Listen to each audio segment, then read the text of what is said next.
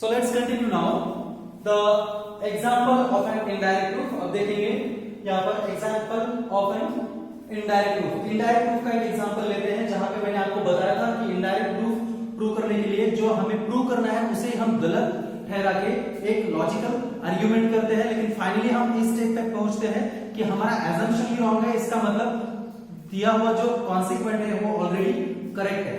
तो यहाँ पर हम एक एग्जांपल देख लेते हैं। Suppose we have a theorem a prime number greater than 2 is odd. अब आप सब ये अच्छी तरह से जानते हो कि 2 से बड़ा कोई भी प्राइम नंबर होगा तो वो हमेशा ऑड ही होता है। It means 2 is a unique even prime number. ये अकेला ही ऐसा प्राइम नंबर है जो कि इवन है, बाकी के सब ऑड प्राइम नंबर्स होते हैं। तो पहले हम इस स्टेटमेंट ऑफ द थ्योरम को कंडीशनल स्टेटमेंट में कन्वर्ट करते हैं, जहां पे मैंने इन शॉर्ट लिखा है CS, that is means conditional statement. So यहां पर इसका कंडीशनल फॉर्म क्या होगा कि suppose if P is any prime number greater than 2 then it is odd. तो हमें ये प्रूव करना है कि अगर हमने ये कंसीडर किया कि P एक कोई भी प्राइम नंबर है ग्रेटर देन 2 तो वो हमेशा ऑड ही होगा, ये हमें प्रूव करना है। तो चलिए यहां पर प्रूव करते हैं। तो पहले हमें गिवन लिखना होगा, दैट इज यहां पे आपको कोई फिगर नहीं ड्रॉ करनी है इस थ्योरम के लिए, आप डायरेक्टली लॉजिकल आर्गुमेंट से यहां पे हम प्रूव करने वाले हैं। तो पहले गिवन, अब गिवन क्या है? P is a prime number greater than 2. It means we know that if P is a prime number greater than 2, then it has only two divisors, that is 1 and itself P. आपको मालूम है prime numbers are the numbers who don't have any another divisor other than 1 and the number itself. तो यहां पर हम notice करेंगे given P is a prime number greater than 2,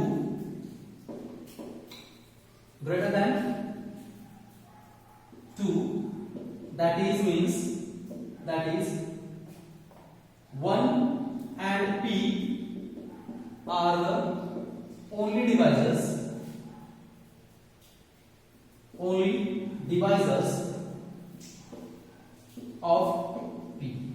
तो यहां पे हमें गिवन दिया गया है कि P एक कोई भी प्राइम नंबर है ग्रेटर देन 2। इसका मतलब ये होता है कि if P is any prime number greater than 2, that is means 1 and P are the only divisors of the number P. So to prove, हमें प्रूव करना है, to prove we have to do that P is an odd number. P is an odd number. तो हमें P को odd number prove करना है, तो यहां पर हम अब लॉजिकल आर्ग्यूमेंट करेंगे इन प्रूफ।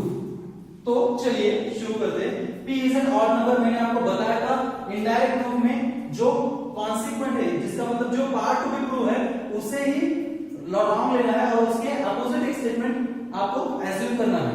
ओके, तो यहां पर हम कंसीडर करते हैं कि यहां पर दिया गया है P is an odd number, सो हम एज्यूम करेंगे, let us assume that P is not an odd number। इसका मतलब ये होगा P odd number नहीं तो कौन सा होगा? That is P is an even number। सो अब P इवन नंबर होने की वजह से हम नोटिस कर सकते हैं every even number having two its divisor.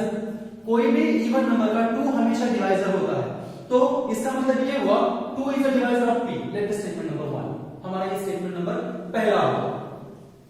लेकिन हमें गिवन में बताया गया है 1 and P are the only divisors of point P, sorry of number P। 1 and P are the only divisors of number P। This is the second statement that we have, और ये हमारा given का statement है, और आपको याद रखना है गिवन हमेशा करेक्ट होता है। तो ये दूसरा स्टेटमेंट है। अब फर्स्ट स्टेटमेंट और सेकंड स्टेटमेंट को हम अगर टैली करें तो हमें यह पता चलता है the first statement and the second statement are the contradicts to each other. और ये कॉन्ट्राडिक्शन किस वजह से आया है? क्योंकि हमने एजम्पशन ही रॉन्ग लिया है, that is P is an odd number. P is an not odd number, ये हमारा एजम्पशन ही रॉन्ग है। इसका मतलब ये होता है कि P is not even, it means it is always an odd number greater than 2। क्योंकि 2 से बड़ा कोई भी प्राइम नंबर अगर P होगा तो हमेशा ऑड ही होगा, ये आपको समझना है। तो चलिए यहां पे स्टार्ट करते हैं proof. Let us assume that P is not odd number, P is not odd number, so P is an even number. अगर P odd number नहीं है तो वो even होगा. So P is an even number. Therefore we get 2 is a divisor. 2 is a divisor of P. Let the equation 1. So P is a divisor of P, but P has only 2 divisors. Those are 1 and P. This is given. Let the statement number 2. क्योंकि हमने consider किया कि P एक even number है, तो इसका मतलब होगा 2 is the divisor of P. But we have P has only 2 divisors. Those are 1 and P itself. This is the given statement number 2. But therefore statement यहां पे लिख सकते हैं statement 1 and 2 are contradicts. These two statements are the contradicts. Therefore our assumption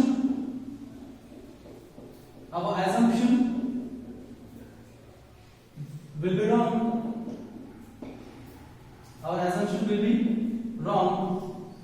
That is P is an even number. ये हमारा assumption है. So this is our assumption will be wrong. That is P is an even number. Therefore P is an odd number. P is odd number. So this is our proof.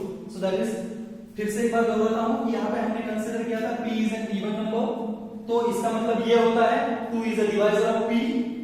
Equation first. But हमें दिया गया है P has only 2 divisors, that is means 1 and P itself. This is given. But now these two statements are the contradicts to each other because यहाँ पे तो P के 2 ही divisors है, 1 और P, but यहाँ पर एक और divisor है, that is 2. So these two statements are the contradicts to each other, and this contradiction creates, because our assumption will be wrong, that means P is an even number, so it means P is an odd number always. P is an odd number, so hence it is